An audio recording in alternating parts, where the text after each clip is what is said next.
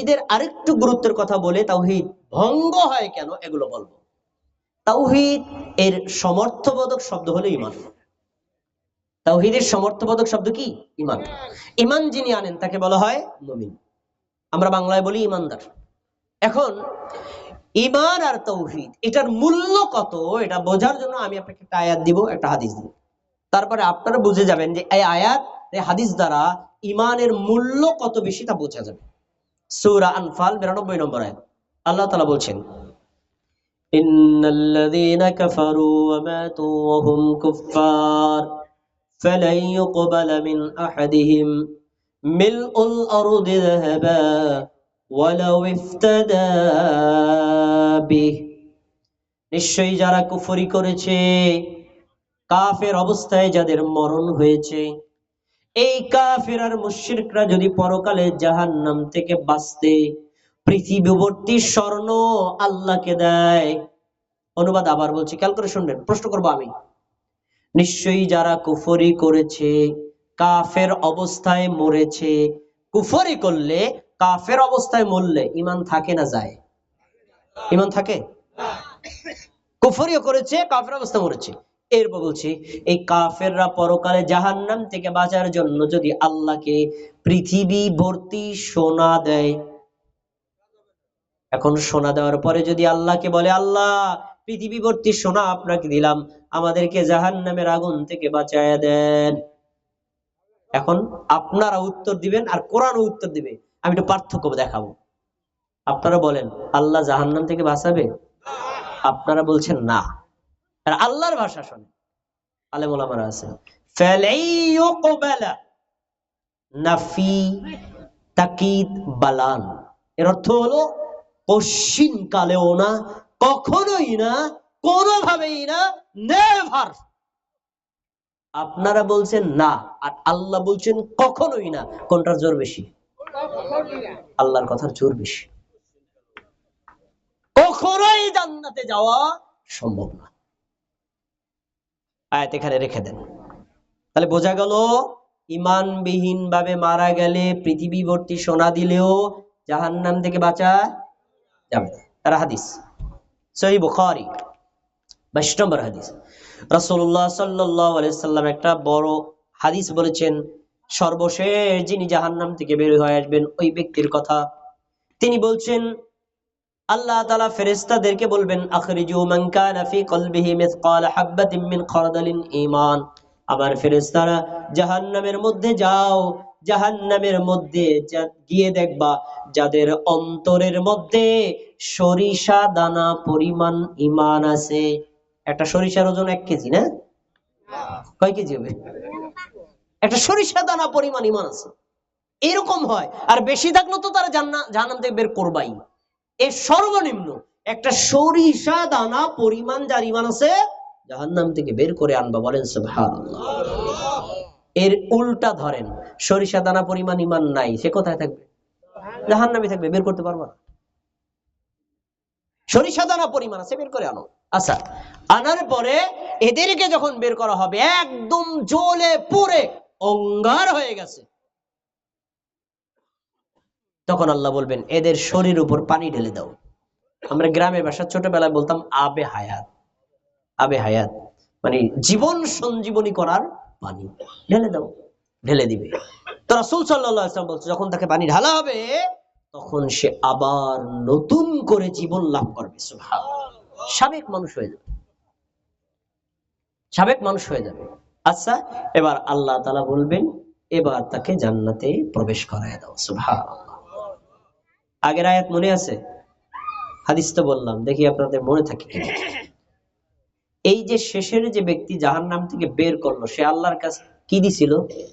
একটা সরিষা দানা পরিমাণ ঈমান। আর আগে যারা কুফরি অবস্থায় মারা গেছে তাদের ঈমান নাই, কিন্তু পৃথিবী ভর্তি সোনা আল্লাহকে দিছে। আল্লাহ কি বলছেন? গ্রহণ করা হবে। আয়াত আর হাদিস একত্র করে কি বোঝা যায়? কিয়ামতের দিন কেউ যদি ঈমানবিহীন ভাবে মারা যায়, সমগ্র দুনিয়া ভর্তি সোনা আল্লাহকে দিয়ে জাহান্নাম থেকে মুক্তি পাবে না। কিন্তু কেউ যদি একটা সরিষা দানা পরিমাণ ঈমান দিতে পারে, আল্লাহ তাকে জাহান্নাম থেকে বের করে জান্নাত দিয়ে দিবেন। এই আয়াত আর হাদিস স্পষ্ট প্রমাণ করে সমগ্র পৃথিবী ভর্তি সোনার মূল্য যা, একটা সরিষা দানা পরিমাণ ঈমান এর দাম অনেক কম না? পিছনে যুবক ভাইরা আমার কথা মনে হয় বুঝে নাই। একটা সরিষা দানা পরিমাণ ঈমান মূল্য সমগ্র দুনিয়া পরিমাণ সোনার চাইতেও বেশি। এর নাম ঈমান, এর নাম তাওহীদ। একজন মুমিনের জীবনে ঈমানের চাইতে শ্রেষ্ঠ কোন সম্পদ হতে পারে না। পরকালে জাহান্নাম থেকে মুক্তি পাবেন, জান্নাতে যাবেন যে হাতিয়ার দিয়ে, হাতিয়ারের নাম তাওহীদ, হাতিয়ারের নাম ঈমান। ঈমান যদি ঠিক না থাকে, তাওহীদ যদি ঠিক না থাকে, পরকালে আপনি আর আমি যত বড় আল্লামা হই, জাহান্নাম থেকে বাঁচা যাবে না। যদি যেত তাহলে নবীর নিজের আপন চাচা আবু তালেবও জাহান্নাম থেকে মুক্তি পেত, পায় নাই। তাহলে বোঝা যাচ্ছে ঈমানের গুরুত্ব আছে, তাওহীদের গুরুত্ব আছে। আমার এখনো মনে আছে, গত বছর আমি এখানে আলোচনা করেছিলাম, আমার আলোচ্য বিষয় ছিল ঈমান ধ্বংসের কারণ। আমি আপনাদের এখানে আলোচনা করেছিলাম, অনেকে ভুলে গেছেন, অনেকে অনুপস্থিত ছিলেন, আবার ব্যাকে গিয়ে মনে করায় দিই। এই ঈমানটা আমাদের সংরক্ষণ করা দরকার আছে না নাই? দরকার আছে। বাংলাদেশ 1971 সালে স্বাধীন হয়েছে। স্বাধীন হওয়ার পরে যদি বিজিবি বাহিনী গঠন করে, সেনা বাহিনী যারা আছে সৈন্যবাহিনী গঠন করে এই মানে সীমান্ত স্থানে পাহারা দেওয়ার ব্যবস্থা না করত, ভিন্ন দেশ, প্রতিবেশী দেশ বাংলাদেশটিকে গিলে খেত, আর ভিন্ন দেশ থেকে ইয়াবা বিভিন্ন অর্থ জিনিস পাচার করে বাংলাদেশের যুবকদেরকে নষ্ট করে ফেলতো। এজন্য বোঝা যায় স্বাধীনতা অর্জন যেমন জরুরি, রক্ষা করাও জরুরি। ঈমান শুধু আনলেই হবে না, ঈমান কিন্তু ধ্বংস হয়ে যায়, ঈমানকে রক্ষা করাটাও জরুরি। আলহামদুলিল্লাহ আমরা এখানে যারা আছি সবাই ঈমানদার। আমাদের ঈমানগুলো সংরক্ষণ করা দরকার আছে না নেই? অনেকে ভাবতে পারেন ঈমান আবার যায় কিভাবে, ঈমান আবার যায় কিভাবে? ঈমান যেভাবে যায় তার একটা উদাহরণ নেন। আমি ওযু করেছি, মসজিদে ঢুকবো, মসজিদে ঢোকার আগে যদি আমার পেছনে রাস্তা দিয়ে বায়ু বের হয়ে যায়, ওযু আছে না গেছে? গেছে কেমনে বুঝলেন? তাহলে ওযু যেভাবে হয় ওযু আবার যায়। আমি নামাজে দাঁড়াইছি আল্লাহু আকবার বলে, একটা মোবাইল আসছে, আমি মোবাইলে ফোনটা ডাইন হাত দিয়ে রিসিভ করে বলতাম ভাই নামাজে আছি পরে কথা বলেন, মোবাইল পকেটে রেখে দিয়ে আবার নামাজ চালায় দিছি। নামাজ কি আছে না ভেঙে গেছে? ওযু যেভাবে ভাঙ্গে আর নামাজ যেভাবে ভাঙ্গে, মুমিন মুসলমান জেনে রাখো ঈমান আনার পরে আবার ঈমানও ভাঙ্গে। কি কারণে ভাঙ্গে তা যদি তুমি না জানো, তোমার শ্রেষ্ঠ সম্পদ ঈমান তুমি সংরক্ষণই করতে পারবে না। আসুন এক নজরে বলে দিচ্ছি যে সকল কারণে আপনার ঈমান ধ্বংস হবে। 1 নম্বর শিরিক করা, 2 নম্বর কুফরি করা, 3 নম্বর নেফাকি করা, 4 নম্বর বিদআত করা। 4টি অপরাধ যদি কেউ করে তাহলে তার ঈমান ধ্বংস হয়ে যাবে। এই ঈমানবিহীন ব্যক্তি পরকালে যার দুনিয়াবি যত আমলে আল্লাহর কাছে রিপ্লেস করুক, একটা আমল দিয়েও জাহান্নাম থেকে মুক্তি পাবে না। শিরিক কাকে বলে? শিরিক আরবি শব্দ, শিরিক শব্দের অর্থ অংশীদার স্থাপন করা, এর বাংলা অর্থ হলো অংশী স্থাপন করা। আর শিরিক যিনি করে তাকে বলা হয় মুশরিক। আর কুফর কাকে বলে? কুফর মানে অস্বীকার করা, যে কাজটা করে তাকে বলা হয় কাফির। নিফাক হলো কপটতা, এই কাজটা যে করে তাকে বলা হয় মুনাফিক। আর বিদআত অর্থ নতুন আবিষ্কার করা, ধর্মের মধ্যে যে নতুন আবিষ্কার করে তাকে বলা হয় বেদাতি। তার মানে মুশরিক, মুনাফিক, কাফির আর বেদাতি জান্নাতে যেতে কেন? তার ঈমান নেই। তাহলে আমরা এই 4টা অপরাধ করব না ছাড়বো? এই 4 অপরাধ করব না ছাড়বো? কেন করব? আমাদের ঈমানকে সংরক্ষণ করার জন্য। কারণ ঈমান আমাদের জীবনের সবচেয়ে মূল্যবান সম্পদ, এটাকে সংরক্ষণ করতে হবে। আসুন এই 4টি বিষয়ের প্রথম অংশটা আপনার সামনে পেশ করছি, সেটা হলো শিরিক। তাওহীদের বিপরীত হলো শিরিক। শিরিক এর আরবি শব্দ শিন রা কাফ, শিরকুন শব্দের অর্থ হলো অংশী স্থাপন করা, কিন্তু শিরকের আরো অনেকগুলো অর্থ আছে। শিরকের আরেকটা অর্থ হলো আল্লাহর সমকক্ষ বানানো, মানে নির্দল, আল্লাহর সমকক্ষ বানিয়ে দেওয়া। শিরিক কাকে বলে? এক এক আলেম এক এক সংজ্ঞা দিয়েছেন, আমি আলেমদের সংজ্ঞা সব বাদ, আসুন সরাসরি আমার নবীর সংজ্ঞা নেব। সহিহ বুখারীর হাদিস। রাসূলুল্লাহ সাল্লাল্লাহু আলাইহি ওয়াসাল্লামের সাহাবী আব্দুল্লাহ ইবনে মাসউদ রাদিয়াল্লাহু আনহু বলেন, সাআলতুন নবিয়্য সাল্লাল্লাহু আলাইহি ওয়াসাল্লাম আইয়ু যামবি আযমু ইনদাল্লাহ, আমি নিজে আল্লাহর নবীকে প্রশ্ন করলাম, আল্লাহর নবী, আল্লাহর কাছে সবচেয়ে ভয়ঙ্কর অপরাধ কোনটা? আল্লাহর কাছে সবচেয়ে বড় অপরাধ কোনটা জানা লাগবে না? জানা লাগবে তো। আমাদের সমাজে কিছু মানুষ বলে আল্লাহর কাছে সবচেয়ে বড় অপরাধ হলো কোরআন না জানা। এটা আহলে কোরআনের বয়ান না। ইসলামী শরীয়তে কোরআন না জানাকে বড় অপরাধ বলা হয় নাই। নবী সাল্লাল্লাহু আলাইহি ওয়াসাল্লামকে প্রশ্ন করলো, ইউযামবি আযমু ইনদাল্লাহ, আল্লাহর কাছে সবচেয়ে ভয়ঙ্কর মারাত্মক অন্যায় কোনটা? তখন নবী সাল্লাল্লাহু আলাইহি ওয়াসাল্লাম বলছেন, আন তাজআলা লিল্লাহি নিদ্দান ওয়া হুয়া খালাকাক, তুমি জানো আল্লাহই তোমাকে সৃষ্টি করেছেন। আমাকে কে সৃষ্টি করেছেন? আপনাদেরকে কে সৃষ্টি করেছেন? এর কি আপনাদের কোরআন হাদিস পড়ে জানা লাগবে না বিশ্বাস আছে? বিশ্বাস আছে না? তো আল্লাহর নবী বলছেন, তুমি জানো আল্লাহ তোমাকে সৃষ্টি করেছেন, এরপরেও যদি সৃষ্টির কাউকে তুমি আল্লাহর সমান বানাও, জেনে রাখো আল্লাহর কাছে এটাই সবচেয়ে বড় অপরাধ। এই হাদিস থেকে একটা শিক্ষা বের হয়, ইসলামী শরীয়তের দৃষ্টিতে মানুষ হত্যা করার চাইতে বড় অপরাধ কি? শিরিক করা। আর এই হাদিস থেকে এই শিক্ষাটা পাওয়া যায়, শিরিক কাকে বলে? উত্তর, আল্লাহর নাম, আল্লাহর গুণ, আল্লাহর সিফাত, আল্লাহর কোন একটা দৃষ্টিকোণ থেকে সৃষ্টিকে যদি আল্লাহর সমান মনে করা হয়, সমতুল্য বানানো হয়, এর নামই হলো শিরিক। সৃষ্টির কোনো কিছু আল্লাহর মতো আছে ভাই? আছে? কোনো দিক থেকেই নাই। এজন্য সৃষ্টির কোনো কিছুকে আল্লাহর লেভেলে নেওয়া যাবে না। যদি নেন তাহলে এটার শিরিক হবে। এবার আসুন শিরকের প্রকার। শিরিক তিন প্রকার, শিরকুল আকবার, শিরকুল আসগর, শিরকুল খাফি। কয় প্রকার বললাম? ক্লাস করাচ্ছি, প্রত্যেকে ভালো করে বুঝে যাবেন যদি আমার কথাগুলো মনোযোগ দিয়ে শোনেন। শিরকুল আকবার বড় শিরিক, শিরকুল আসগর ছোট শিরিক, শিরকুল খাফি গোপন শিরিক। শিরকুল আকবারটা কি? শিরকুল আকবার হলো যে পাপের মধ্যে চারটা বৈশিষ্ট্য পাওয়া যাবে, এটাকে বলা হবে শিরকুল আকবার। একটু কথা বলতে হবে। কয়টা বৈশিষ্ট্য? পিছনে যুবক বাইরে বলে না, কয় বৈশিষ্ট্য? চারটা বৈশিষ্ট্য। বৈশিষ্ট্যগুলো মনে রাখেন। এক নম্বর হলো, যেই পাপ করলে অতীতের কোনো আমল থাকে না, সব আমল পুড়ে ছাই হয়ে যায়, এক নম্বর বৈশিষ্ট্য। দুই নম্বর, যেই পাপ করলে ওই ব্যক্তির জন্য জান্নাত হারাম হয়ে যায়।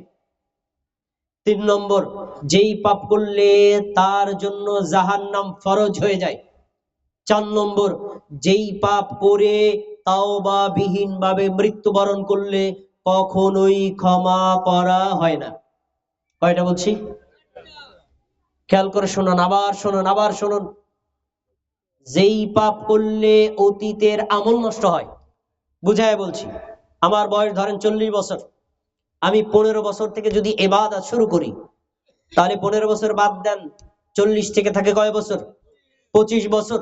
এই 25 বছর পর্যন্ত সালাত, সিয়াম, হজ, যাকাত, দান, সাদাকা, ভালো পরামর্শ, সুন্দর কোন কথা, যত কাজ আমল করেছি, ফরজ, নফল, ওয়াজিব, যত আমল করেছি, আজকে যদি গিয়ে খানজাহান আলীর মাজারে একটা সেজদা করি, এই 25 বছরের সব আমল পুরে ছাই, একটাও নাই। তাহলে শিরিক এত বড় ভয়ঙ্কর অপরাধ, শিরিক নিজে যেমন অপরাধ, আমলকেও নষ্ট করে। অপরাধটা ছোট না? অপরাধটা ছোট, তাই না? এরপরে শিরিক করলে তার জন্য জাহান্নাম ফরজ। দলিলগুলো নেন। সূরা নিসার 48 নম্বর আয়াত, সূরা জুমারের 65 নম্বর আয়াত, সূরা মায়েদার 72 নম্বর আয়াত। আয়াতগুলো দেখেন, আল্লাহ কি বলছেন? ইন্নাল্লাহা লা ইয়াগফিরু আন ইউশরাকা বিহি ওয়া ইয়াগফিরু মা দুনা যালিকা লিমান ইয়াশা। একটা আয়াত, ইন্নাহু মান ইউশরিক বিল্লাহি ফাকাদ হারামাল্লাহু আলাইহিল জান্নাহ ওয়া মাওয়াহুন নার। নিশ্চয়ই যে ব্যক্তি আল্লাহর সাথে কাউকে শরীক করবে, তার জন্য আল্লাহ তার জান্নাতকে হারাম করে দিয়েছেন। জান্নাতের মালিক কে? জাহান্নামের মালিক কে? আল্লাহ যদি বলে যে শিরিক করেছো, আমার জান্নাতে ঢোকা তার জন্য চিরতরে হারাম, তো জান্নাতে ঢোকানোর পাওয়ার আর কার আছে? ফাকাদ হারামাল্লাহু আলাইহিল জান্নাহ। আলেম ওলামা দুই দিকে বসা আছে, আয়াত বলছি, আল্লাহ তার উপর জান্নাত অলরেডি হারাম করেই দিয়েছে, জান্নাতে যেতে পারবে না। আমাওয়াহুন নার, প্রশ্ন করতে পারেন আমাকে জান্নাত আল্লাহ হারাম করবে, থাকবো কোথায়? আল্লাহ বলছেন তার থাকার জায়গা হলো জাহান্নাম। তৃতীয় প্রশ্ন, জাহান্নামে গেলে আবার কি বের হয় সুযোগ আছে? খাজা বাবা বের করতে পারবে? ল্যাংটা বাবা টাইনে বের করতে পারবে কিনা? উত্তর, ওমা লিয-যালিমিনা মিন আনসার।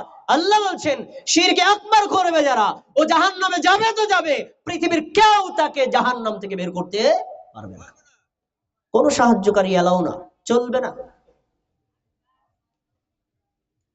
তারপরে সূরা নিসার 48 নম্বর আয়াতে বলছেন, নিশ্চয়ই যারা শিরিক করবে, ইন্নাল্লাহা লা ইয়াগফিরু, আল্লাহ তাদেরকে ক্ষমা করবেন না, ওয়া ইয়াগফিরু মা দুনা যালিকা লিমান ইয়াশা, শিরিক ব্যতীত চুরি করা, জিনা করা, মিথ্যা কথা বলা, অন্য কোনো কাজ করা আল্লাহ ইচ্ছা করলে ক্ষমা করতে পারেন। করবেন আমি এটা নিশ্চিত বলছি না, আল্লাহ নিশ্চিত বলেন নাই, যাকে ইচ্ছা ক্ষমা করতে পারেন, তার মানে একটা আশা আছে।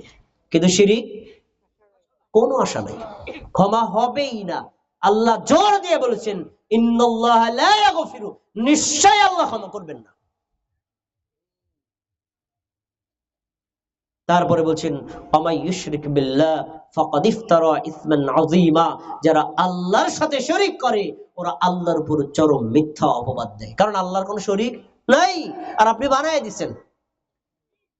তাহলে আপনি কিভাবে আল্লাহর উপর মিথ্যা অপবাদ দিলেন? এটাও আলাদা একটা ভয়ঙ্কর অপরাধ। প্রিয় ভাইয়ের আমার, শিরিক সবচেয়ে বড় জুলুম। জুলুম মানে অপরাধ। মানুষের জমি জোর করে খাওয়া, মিথ্যা কথা বলা, কারো মাথায় মারি দেওয়া, কাউকে পিস্তল দিয়ে গুলি করে হত্যা করা। কয়েকদিন আগে ওসমান হাদিকে হত্যা করা হয়েছে না? এগুলো জুলুম, এগুলো অপরাধ। কিন্তু এই সকল অপরাধের মধ্যে সবচেয়ে বড় অপরাধ কি? শিরিক। এজন্য আল্লাহ রাব্বুল আলামিন লোকমান আলাইহিস সালাতু ওয়াস সালাম তার নিজের সন্তানকে উপদেশ দিচ্ছেন, ওয়াজ করছেন। আমি আপনাদের ওয়াজ করছি, তাই এইরকম তার সন্তানকে তিনি ওয়াজ করছেন। ওয়াজের মধ্যে তিনি তাদেরকে শিক্ষা দিচ্ছেন, ইয়া বুনাইয়া লা তুশরিক বিল্লাহ, হে আমার আদরের সন্তান, আল্লাহর সাথে কাউকে শরীক করবা না। কেন? ইন্নাশ শিরকা লাযুলমুন আযীম, নিশ্চয়ই শিরিক হলো সবচেয়ে বড় অপরাধ। এর চাইতে কোনো বড় অপরাধ হতে পারে না। আচ্ছা, কোরআনের আয়াতগুলো দিয়ে আমি দলিল পেশ করলাম। 1 নম্বর, যে পাপ করলে অতীতের আমল নষ্ট হয়। 2 নম্বর, যে পাপ করলে জাহান্নাম ফরজ হয়। 3 নম্বর, যে পাপ করলে জান্নাত তার জন্য হারাম হয়। 4 নম্বর, যে পাপ করে তাওবাবিহীন ভাবে মারা গেলে ক্ষমা পাওয়া যায় না। এই অপরাধের নাম হলো শিরকুল আকবার। আপনারা এখন বলেন তো, শিরকুল আকবার করবেন না ছাড়বেন? করবেন না ছাড়বেন? না ছাড়লে ইমানদার হতে পারবেন না। এখন যদি বলেন শিরকে আকবার কি, আমরা তো করি না। শিরকে আকবার তো আমরা করি না। আমি এক জায়গায় এক মসজিদে বেদাত সম্পর্কে আলোচনা করছিলাম। আলোচনা মানে কি কি বেদাত এটা বলিনি, বলছি বেদাত এই অপরাধ। তারা আমার বয়ানের পর বলছে, হুজুর আমার খুব ভালো মানুষ, আমাকে মসজিদে বেদাত হয় না। তা মুসকে মুসকে হাসলাম, কারণ কি সে বেদাত কি কি তা জানে না। আপনারা যদি বলেন যে আমরা শিরিক করি না, তাহলে বোঝাতে আপনারা শিরিক জানেন না কি কি। আসেন কয়েকটা উদাহরণ দিই। দুআউ ইনদাল আমওয়াতি ওয়াল ইসলামি, মৃত ব্যক্তির নিকটে দোয়া করা। ভাষাটাকে ভালো করে শুনতে হবে, মৃত ব্যক্তির নিকটে দোয়া করা। আমি মারা গেছি, আমার কবরে গিয়ে আপনারা বলছেন আমাদের প্রধান বক্তা বা বিশেষ বক্তা শহীদুল ইসলাম সাহেব, আপনি আমার জন্য সন্তানের ব্যবস্থা করে দিয়েন, আপনি আমাকে বিপদ থেকে উদ্ধার করেন। চাইছেন কার কাছে বলেন তো? মরা ব্যক্তির কাছে। কার কাছে? দুআউ ইনদাল আমওয়াত, মৃত ব্যক্তি বস্তুর কাছে কোনো কিছু চাওয়া, এটা হলো শিরকে আকবার। এবার ঘুরান, মৃত ব্যক্তির জন্য দোয়া করা, এটা কি শিরিক না জায়েজ? জন্য বুঝেন, আমি মারা গেছি, আমার কবরের কাছে গিয়ে বললেন আল্লাহ তুমি তাকে ক্ষমা করো। ক্ষমাটা আপনার জন্য না, বরং আমার জন্য চাইছেন। সন্তান আপনার জন্য না, মানে আমার জন্য চাইছেন। মৃত ব্যক্তির জন্য কল্যাণ কামনা করা এটা বৈধ, কিন্তু মৃত ব্যক্তির নিকটে চাওয়া যাবে না। চাইবো কার কাছে? সন্তান কার কাছে চাইবো? ছেলে কার কাছে চাইবো? মেয়ে কার কাছে চাইবো? বিপদ থেকে উদ্ধারের জন্য প্রার্থনা কার কাছে করব? যদি কোনো ব্যক্তি আল্লাহকে বাদ দিয়ে কবর পূজা, মাজার পূজা, শিরিক করে থাকে, পীরকে সিজদা করে, আমার জানামতে যেই স্থানে আমি বয়ান করছি রাজৈর উপজেলায় এমন জায়গা আছে যেখানে পীর সাহেবকে সিজদা করে তো করে, পীর বসতেন যেই চেয়ারে, চেয়ারকেও সিজদা করে। আমার নিজের দেখা, আপনি বলতে পারবেন না যে না মিথ্যা কথা বলছেন, নিজে দেখছি। পীর সাহেবের দরবারে গেলেন একজন মা, আমার মায়ের মতো বয়স্ক, একটা মুরগি নিয়ে গেছেন, মুরগিটা হাদিয়া দিলেন, দেওয়ার পরে দেখছেন পীর সাহেব নাই, কিন্তু তিনি যে চেয়ারে বসছেন আমার ওই মা চেয়ারকে উদ্দেশ্য করে সেজদা দিছেন। এটা কি ছোট শিরক না বড় শিরক? করা যাবে? এটা করলে কি তার ঈমান থাকবে, আমল থাকবে? তা দুআউ ইনদাল আমওয়াত, শুনুন, মুহাম্মদ সাল্লাল্লাহু আলাইহি ওয়াসাল্লামের কবরে গিয়েও মুহাম্মদ সাল্লাল্লাহু আলাইহি ওয়াসাল্লামের কাছে সন্তান চাওয়া যাবে না।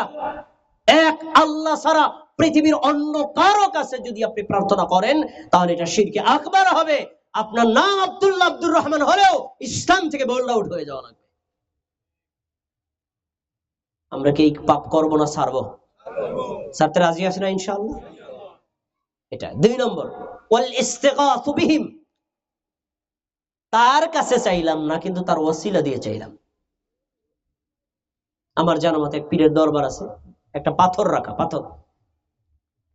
পাথর রাখা, তো পাথরে গিয়ে দুধ ঢালে, দুধ দিয়ে পাথরটা দৌত করে, তারপরে সে এখান থেকে কল্যাণ অকল্যাণ প্রত্যাশা করে। অনেকের যদি সন্তান না হয়, বিয়ের পর 5-7 বছর হয়ে গেছে, তো 1 বোতল দুধ নিয়ে যায়, তারপর ওই পাথরে দুধ ঢালে, অতঃপর বলে যে পাথরের দরবার কাছে দোয়া করে আমাকে সন্তান দিয়ে। তাহলে পাথরকে সে আল্লাহ বানাই দিছে। সন্তান চাইতে হবে কার কাছে?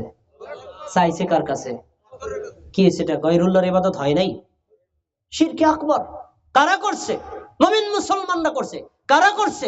আমার নিজের চোখে দেখা, আমি দেখলাম একজন বৃদ্ধ চাচা, বয়স তার 70 বছর, তার সাথে তার স্ত্রী এবং তার সন্তান, তার একটা মেয়ে গেছে 16 বছর বয়স, বিবাহযোগ্য, সে মেয়েটাকে নিয়ে গেল, সাথে আরেকটা ছেলে আছে বয়স 7 থেকে 8 বছর। এবার প্রথমে গিয়ে পীর সাহেবের কবরকে বাবা এবং তার স্ত্রী দুইজনে সেজদা করলো, ছেলে আর মেয়ে দাঁড়ায় রয়েছে, বাবার কাহিনী দেখে।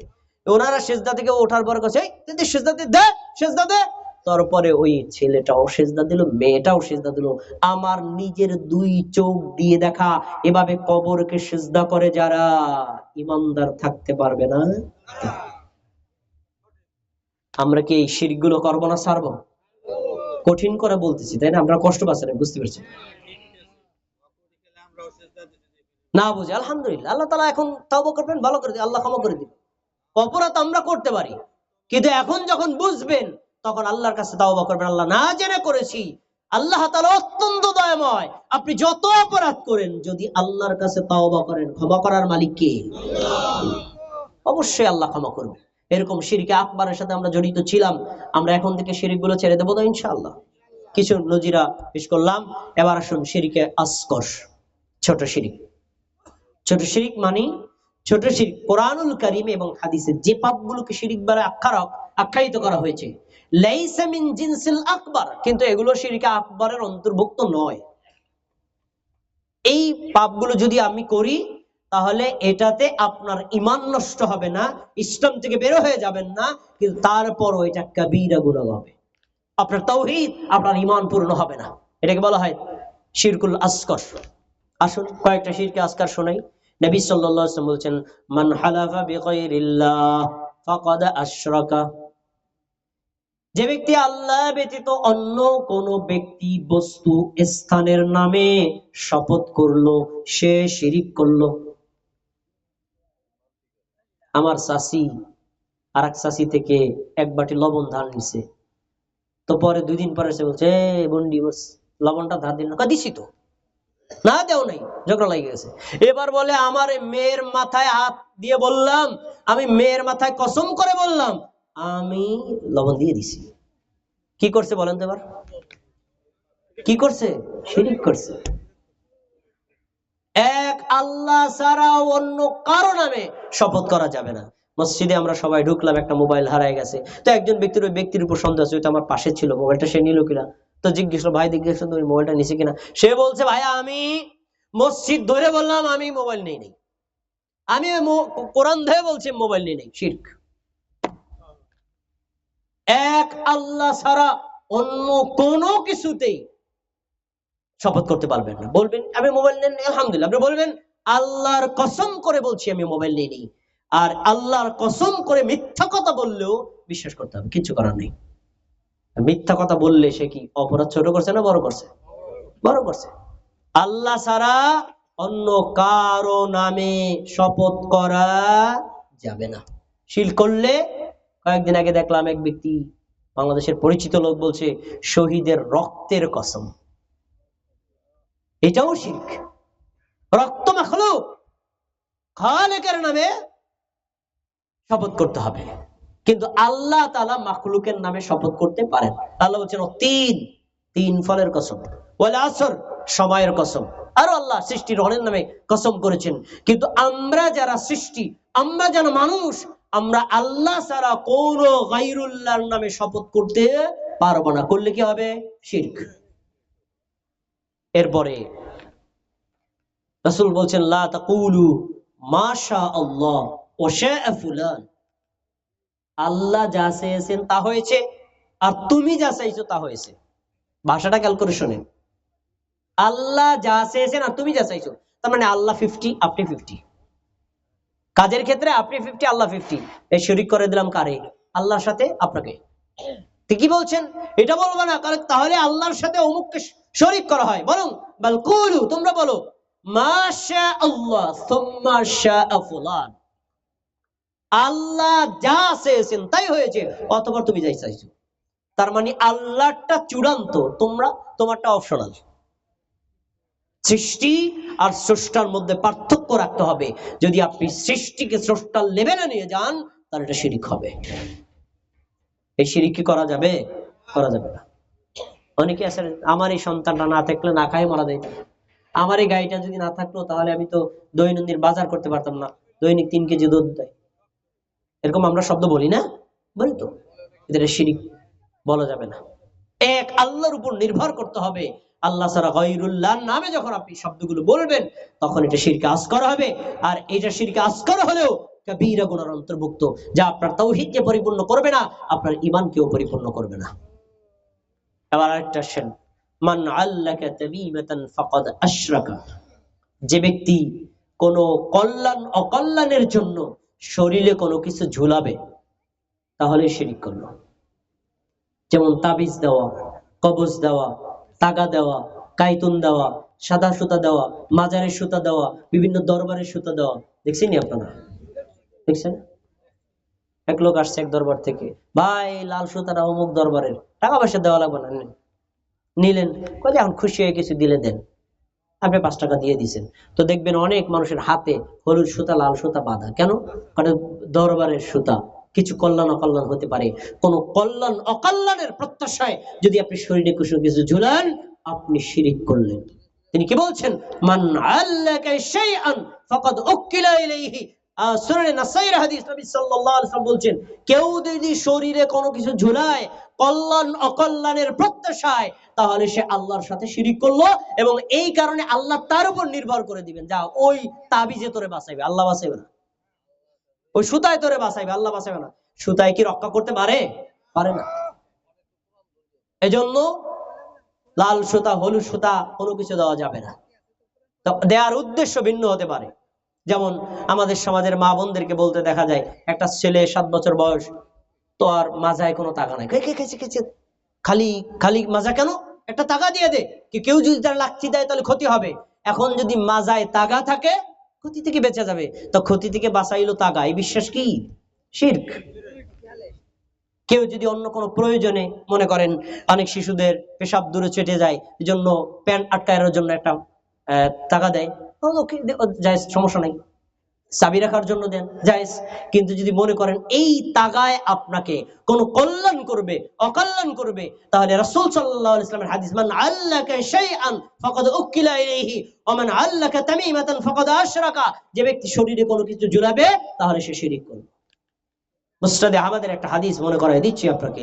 রাসূলুল্লাহ সাল্লাল্লাহু আলাইহি ওয়াসাল্লামের কাছে 10 জন সাহাবী এসেছেন।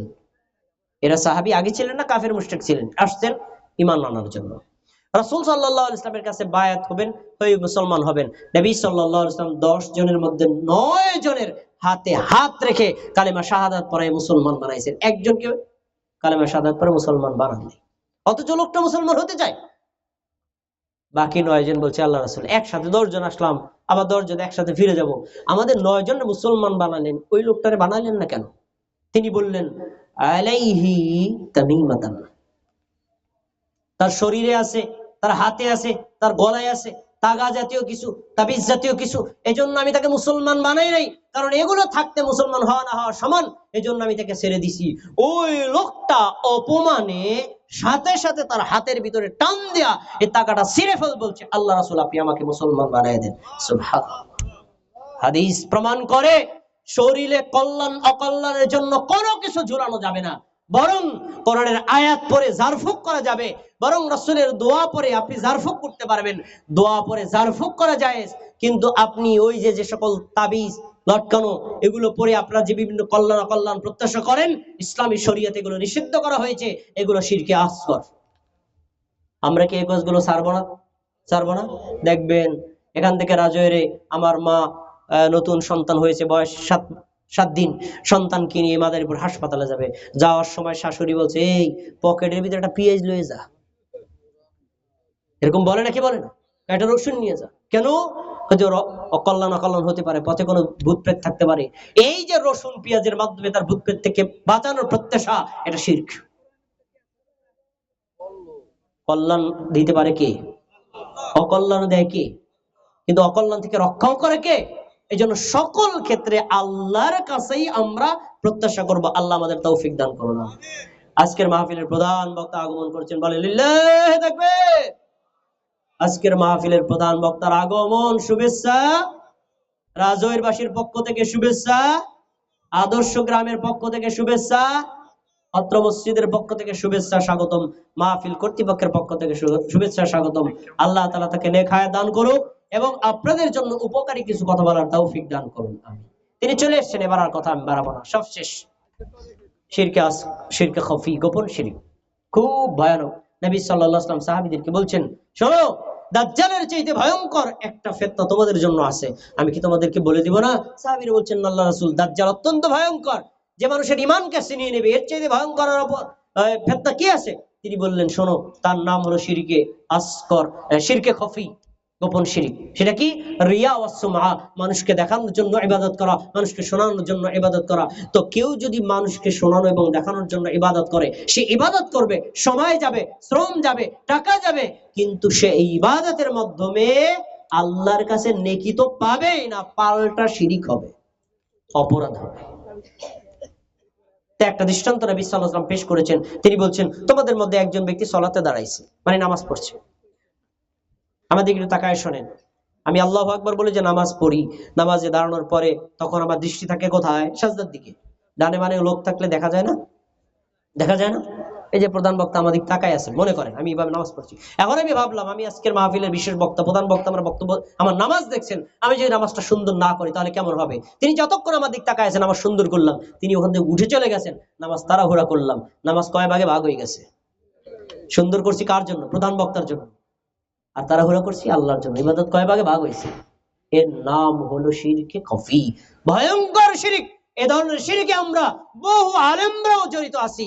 এজন্য সকল ক্ষেত্রে ইবাদত দেখুক অথবা নাই দেখুক, ফরজ হোক অথবা নফল হোক, যে যাই মন্তব্য করুক না কেন, ইবাদত একমাত্র কার জন্য করব? তো ইনশাআল্লাহ। আমরা যদি যাবতীয় শিরক থেকে মুক্ত থেকে এক আল্লাহর জন্য ইবাদত করতে পারি, আল্লাহ তাবারাকা ওয়া তাআলা আমাদেরকে জাহান্নাম থেকে মুক্ত করে জান্নাতের ফয়সালা করতে পারেন। আজকে শিরক এবং তাওহীদ প্রসঙ্গে যে কথাগুলো বলেছি, আল্লাহ তাআলা আমাদের সবাইকে স্মরণ রেখে আমল করার তৌফিক দান করুন। আমিন। আসসালামু আলাইকুম ওয়া রাহমাতুল্লাহি ওয়া বারাকাতুহু।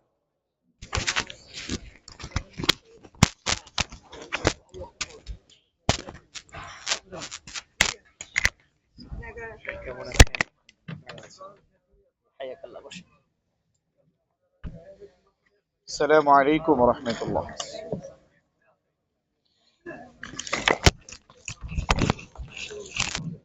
আলহামদুলিল্লাহ, হুজুর আমাদেরকে অত্যন্ত গুরুত্বপূর্ণ আলোচনা শুনিয়েছেন। আমরা সকলেই মন থেকে আলোচনা শুনেছি এবং খুব গুরুত্ব সহকারে আমরা আমল করার চেষ্টা করব ইনশাআল্লাহ। আলহামদুলিল্লাহ, আমরা একেবারে শেষ পর্যায়ে চলে আসছি মাহফিলের। আমাদের প্রধান বক্তা স্টেজে চলে আসছেন। আমরা অল্প কিছুক্ষণের মধ্যে আপনাদেরকে ছেড়ে দেব। আজকে প্রধান বক্তা বয়ান করার একটু আগ মুহূর্তে আমাদেরকে মুক্তাসার কয়েক মিনিট একটু আলোচনা করবেন, কয়েকটি কথা বলেন, আপনার সঙ্গে একটু পরিচয় হবেন। আমাদের মাদারীপুর 2 আসনের সংসদ সদস্য পদপ্রার্থী আটদলীয় জোটের সমঝোতা প্রার্থী হিসেবে এখনো যেহেতু আপনাদের কাছে পরিচিত হবেন, আপনারা পরিচয় নেবেন। এখন আপনাদের সামনে মুক্তাসার আলোচনা করবেন হযরত মাওলানা মুফতি আব্দুল সুবহান খান। السلام عليكم ورحمة الله وبركاته. أعوذ بالله من الشيطان الرجيم. بسم الله الرحمن الرحيم. يا أيها الذين آمنوا قوا أنفسكم وأهليكم نارا. قال رسول الله صلى الله عليه وسلم